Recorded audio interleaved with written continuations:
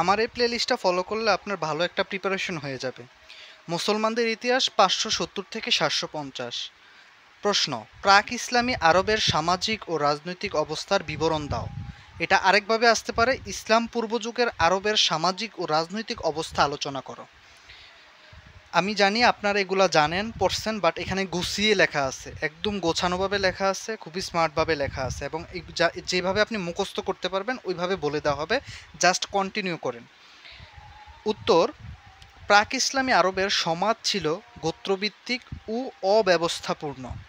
তখন মানুষ গোত্রে গোত্রে ভাগ হয়ে বসবাস করত এবং প্রায় একে অপরের সঙ্গে লড়াই করত। কন্যা সন্তান জন্ম নিলে লজ্জার বিষয় মনে করে অনেকে তাদের জীবন্ত কবর দিত। নারীদের কোনো সম্মান ও অধিকার ছিল না। দাসপ্রথা ছিল প্রচলিত, আর দাসদের সঙ্গে খুব খারাপ ব্যবহার করা হতো। মদ খাওয়া, জুয়া খেলা আর খারাপ কাজ করা তখনকার সমাজে খুব সাধারণ ছিল। লেখাপড়ার প্রচলন ছিল না, বেশিরভাগ মানুষ ছিল অশিক্ষিত। রাজনৈতিক দিক থেকেও কোনো সুশৃঙ্খল শাসন ছিল না। প্রতিটি গোত্র নিজেদের নিয়মে চলত, কোনো কেন্দ্রীয় সরকার ছিল না। আইনের চেয়ে শক্তিকে বেশি গুরুত্ব দেওয়া হতো। এই অন্ধকার সময়েই ইসলাম আগমন করে সমাজে আলো এনে দেয় এবং মানুষকে সঠিক পথে চলতে শেখায়। এখানে খুবই অল্প কথা এবং সহজ ভাষায় লেখা আছে। এটা আপনি পড়বেন পরীক্ষার আগের রাতে। পরীক্ষার আগের রাতে অনেকে পড়ে না, ধমায়া পড়ে না, এটা হচ্ছে পরীক্ষার আগের রাতের পড়া। এখন এই পড়াটা কিন্তু মুখস্থ করে যাওয়া ইম্পসিবল, এইটুকু পড়াও ইম্পসিবল।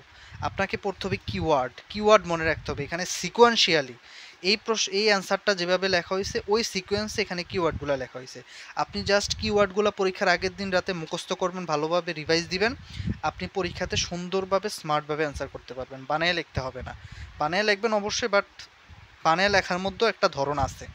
ওকে, মনে রাখার কিওয়ার্ড: এক নাম্বার হচ্ছে গোত্রভিত্তিক সমাজ ও অব্যবস্থাপূর্ণ।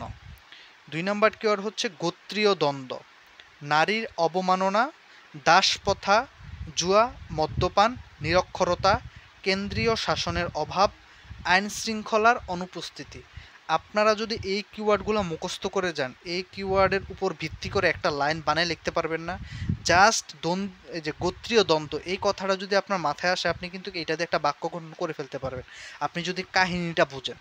এটাই হচ্ছে আমার পড়ার ট্রিক্স। আপনারা আমাকে চাইলে সাবস্ক্রাইব করে রাখতে পারেন। আমি ইনশাল্লাহ প্লেলিস্ট আকারে আপনাদেরকে হেল্প করার চেষ্টা করব। ধন্যবাদ সবাইকে।